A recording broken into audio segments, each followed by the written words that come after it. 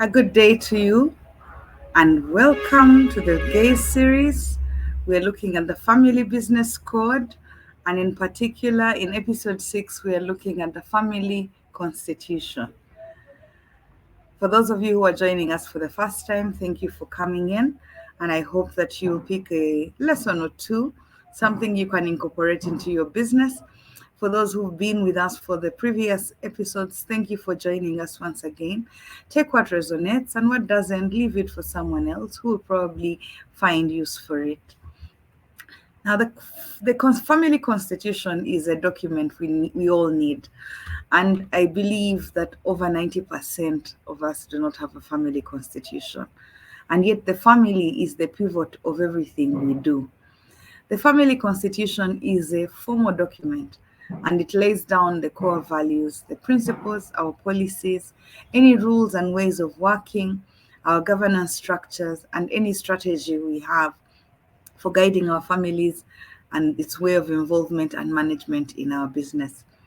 When we are starting our business, we hack it. We create core values and principles. We look at rules as we go along. And it's trial by error. We almost get burned 3/4 of the time. And that's when we decide that this must be done in a specific way that can be documented because we have been tried and tested, and therefore we have created room for us to learn, and that sets these core values that we require. The family constitution on its own is like a Bible.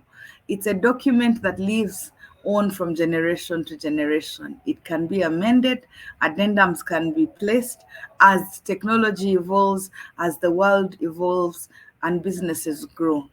The foundation of the constitution is what we need, and after that, all the other developments can come in thereafter based on how the organization or the company is growing. The advantages of developing this family constitution include unification of our family. The family is the backbone to any society, and less is also guided by the constitution. We want to unify our families so that the family can then run and grow without the conflict that we find so inherent in most families that mars the growth of businesses. Most businesses we've seen that are run by family never go beyond the 3-year mark or never increase in turnover. And you find that 10 years after inception, it's still a small business. It has not grown or outgrown the circle in which it started. And therefore, you find that these small businesses end up failing when the family tree evolves and changes. How do we unify the family? You have to increase the involvement of family members in participating in setting up that constitution, because as they get involved, you have buy-in from them, and they own the process and they own the vision of the business. To do this, you have to empower family members through meetings, regular chats, regular talks, to understand what different family members see and understand about the business. Empower them to speak up, empower them to talk, and to come to a consensus. In building a consensus, the family members will remain united. It will also help you to reduce conflict and tension among family members. When you have a unit of 3 or more family members, there's bound to be certain levels of lack of cohesion. And all families have children with totally different upbringing or understanding of the world at large. They have different ideologies. Some are introverts, some are extroverts, some speak out, some don't. Some are vehement in their approach to life. Others believe that life is fair weather and they can just blow through the day-to-day aspects of their lives. For us to avoid tantrums within the business, we have to establish a common vision, a common goal, and a common mission. But to do this, you have to get the family to sit down at least once a month, to sit down and discuss the family business and to give their input. Not all ideas they give during this family meeting should be taken, because not everyone's idea has room to be pushed forward. But consensus will bring everyone to understanding that while I have my input, it has been hard, it may not be viable for the business because of the reasons that have been discussed. It will also help teach the family members how to speak, how to negotiate, how to influence each other when they want to go into a certain direction. So for all intents and purposes, you're there for training family members to have organized meetings, and they're able to understand their business much better. The challenge will come if you, as the owner, don't want to listen to any of the family members, and yet the family members will help you with continuity of your business. So, to reduce any wrangles, both inheritance wise and those that occur when you're still alive, you have to define each family member's role in the business. You have to show them what their responsibilities are, and you have to monitor these responsibilities. The family constitution clearly states who does what and in what capacity, and where they're overstepping that ability or the responsibility you've given them. The family constitution will also create a succession structure for you, which will help you to eliminate wrangles and fights over the ownership and shareholding of the business. It will also help you structure organized meetings and help you have discussions that are for the greater good of the organization. So there are questions you should ask yourself when you're developing a family constitution. And the first one is, should the business always be family owned? As the business grows, it's not necessary that only family members will own it. Eventually, because you're looking for equity, or you find that the family members may not have the skill set to run a business that is outgrowing its current mold, you need to be clear in the constitution what happens in cases when the business outgrows family members as owners and brings on board somebody who's not in the family. What happens when more than one family joins the business? You're going to find that your children are getting married and bringing on spouses, and that means automatically you're going to have in-laws who are joining your family tree. With this growth in the families, you find that as it expands, some of those non-immediate family members will want to join the business. What is your criteria for hiring them? What happens when there's divorce or separation? What happens when one of the other families that have joined your family want to take over and do not understand your vision and the mission of the company? So you need to determine that criteria and also determine who should lead and what that criteria for leadership is. Make sure you work with a legal person to help you to determine the criteria for succession. How should the next generations get involved in the family business? Should younger family members be trained in family asset management? A lot of the time we find that owners are very secretive and hold close to their heart the family assets that they have purchased or brought into the family from their own sweat. And because of that, you find that management of these family assets is hoarded from other younger family members who want to be part of the family business. What are you willing to allow the family business to manage on your behalf, and what do you want to handle on your own as an individual? What criteria should your family members be given to train to manage your business and get that skill set that you require? How do you teach them how to handle asset management? Is there some skilling or training or courses that they require? Are you going to do this on a one-on-one basis, or are you going to send them to the right business schools or the right facilities that can train them to get the skills that are required?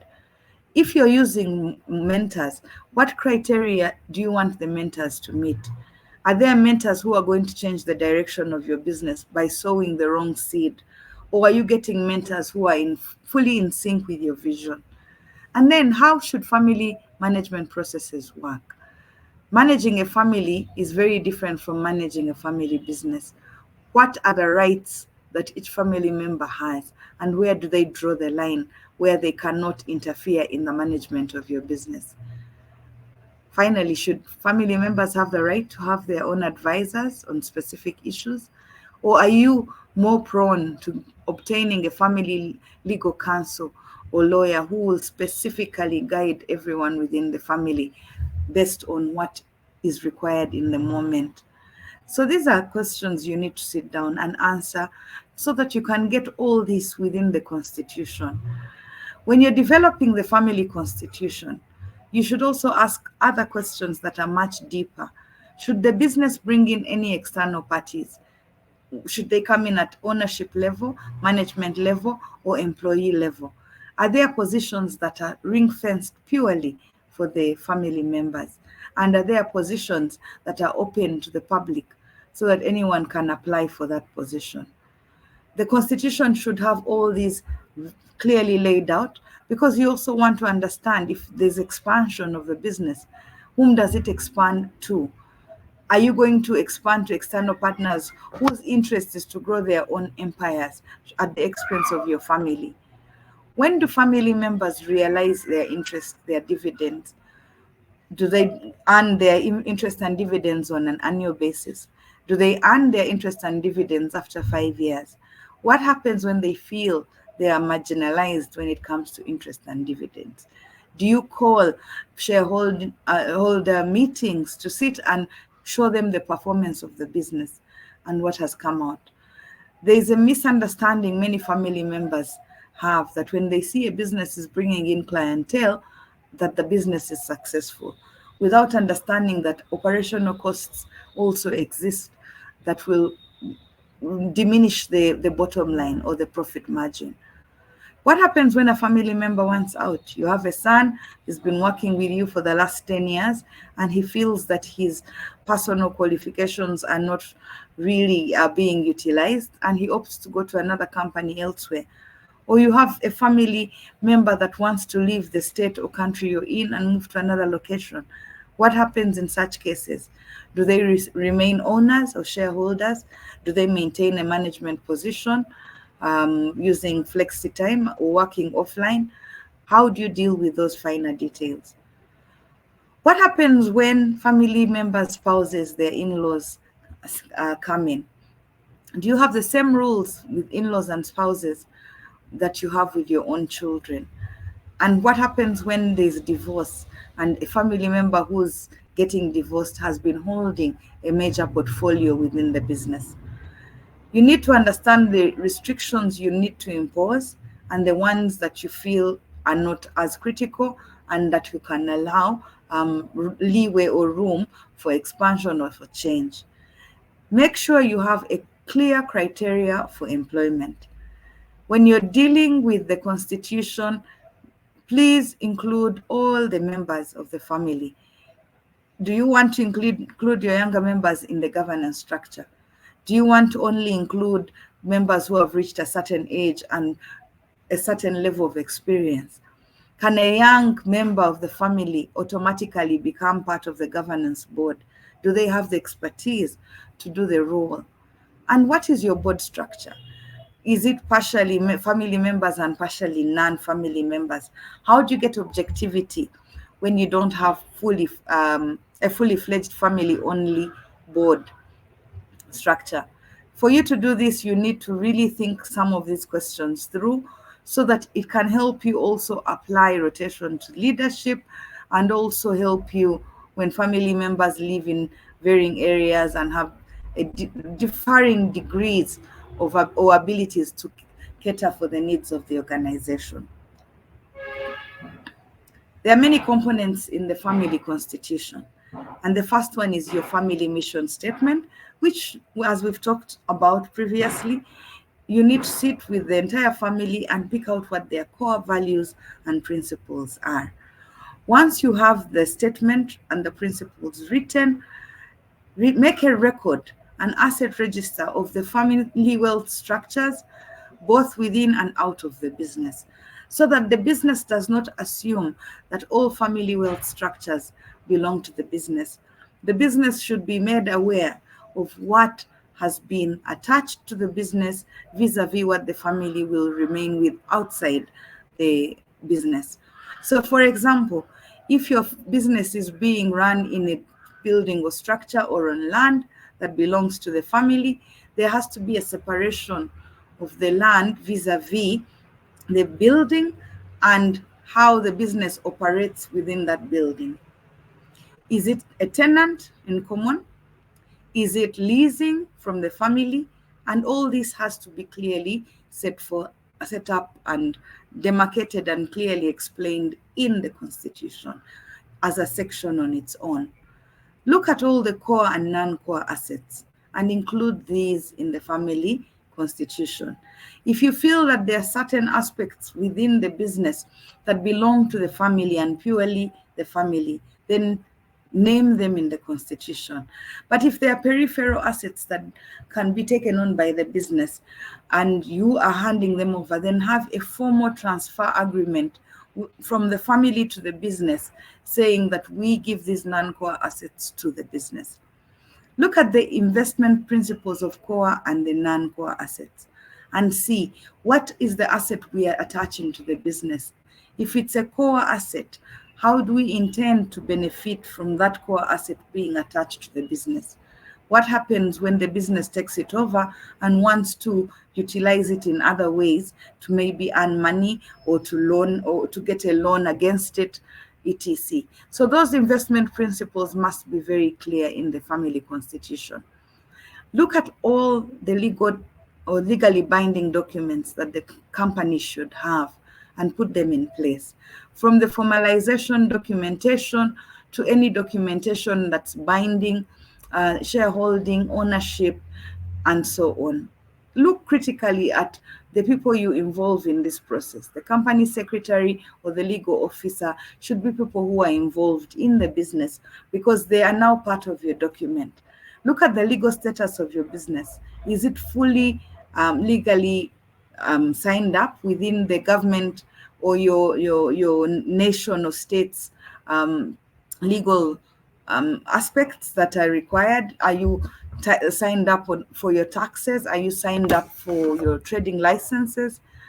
What is the legal status and has it been put in writing?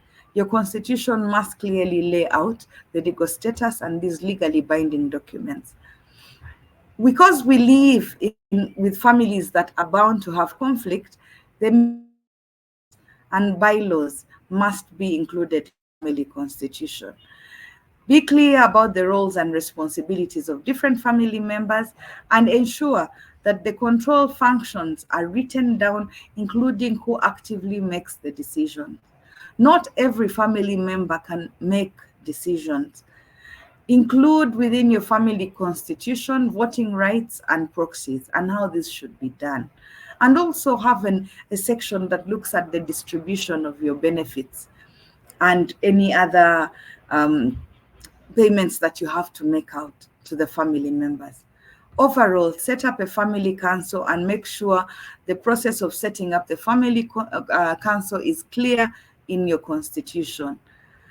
Finally, determine whether you have an executive or a non-executive board and how that board is going to be determined. As we continue with the components, we also then break down further into, within the constitution, we break down further into the committee structures. How do we select committees? How does a family member join a board committee, for example, or a decision-making or advisory committee? Usually committee structures are ad hoc and are chosen as and when needed. You're going to have a finance committee. You'll have a committee that determines operational aspects. You'll probably have a committee that looks at projects that the business will look into, or any other committee that you come up with. Look at the selection to join, how leadership within these committees is made, and how appointments are signed off, any operational aspects and remuneration of family members. All these should be very clear at a family level. You must indicate within the constitution how the family assembly should be done. Does the family meet on a monthly basis? Does it meet on a quarterly basis, or does it meet twice a year? And when you meet, what's the agenda that the family discusses? There are aspects that the family will discuss and the other aspects that the company will leave to the management team to discuss. When do we stop ourselves from interfering in the day-to-day management of the business? How does interference impact on the morale of non-family member employees? Also look at the power, control, and responsibility allocation of the business. Who has the power, who has control, and what are the different responsibilities, and how are they allocated? Within your family constitution, please include your veto power distribution among generations, because it's important that as other generations come in, you do not water down the process of the constitution. You do not water down the contribution schemes. You do not water down the dispute resolution processes, any forms of arbitration, and any penalties that family members who are employees will be faced with. With the contribution schemes, you should include what happens when family members also want to put capital into the business, and those that don't have capital is there a provision for them to give their contribution in kind or based on the amount of work they add into the business? Because I may not have a capital contribution, but I could be skilled enough to give you the manpower and expertise you require, which would be the equivalent of the capital contribution. Look at the employment criteria of family members joining the business. And because this is a point of contention among the employees who are not family members, make sure the employment criteria for family members is well thought out and well written. When it comes to and cloning, make sure that all your family members who are employees are aptly or ably trained. We also look at how you communicate with family members. What are the standards you're setting? This will require a section within the Constitution that looks at the communication standards and the information sharing criteria.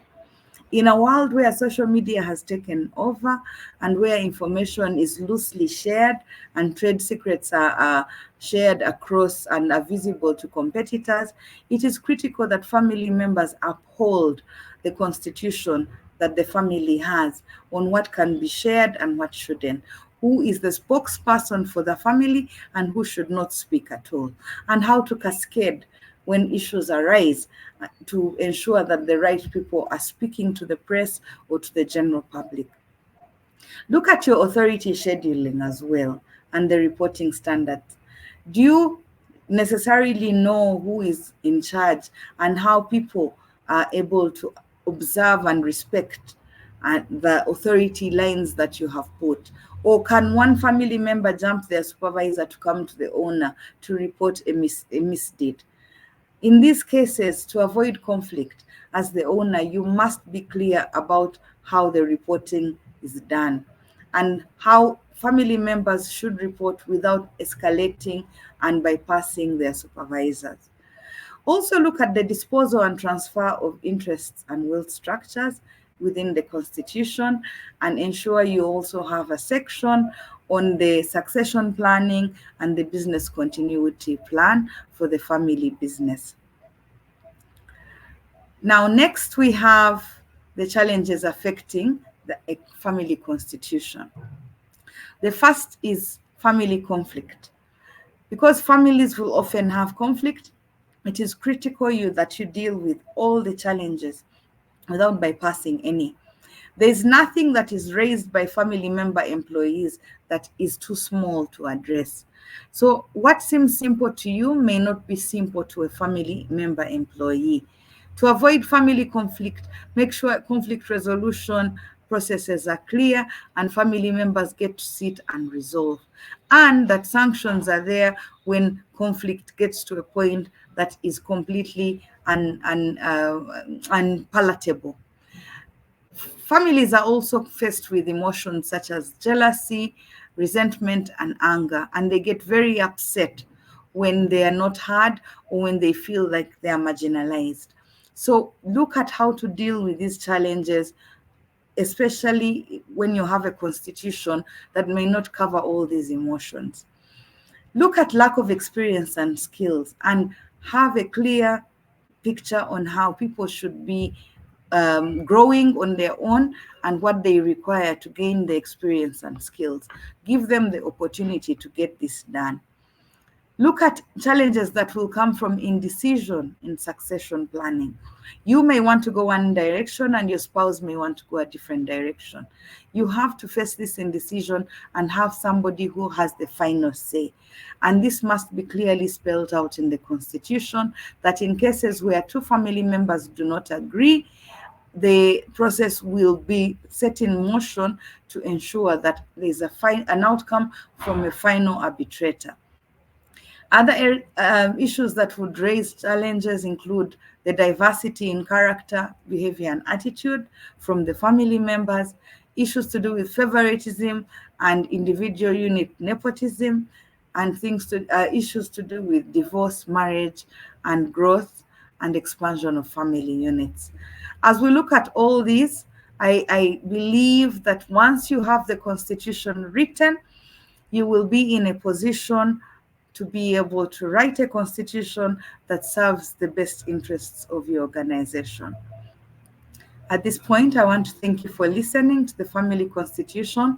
This is a summarized version, and it is my sincere hope that you've picked something from there.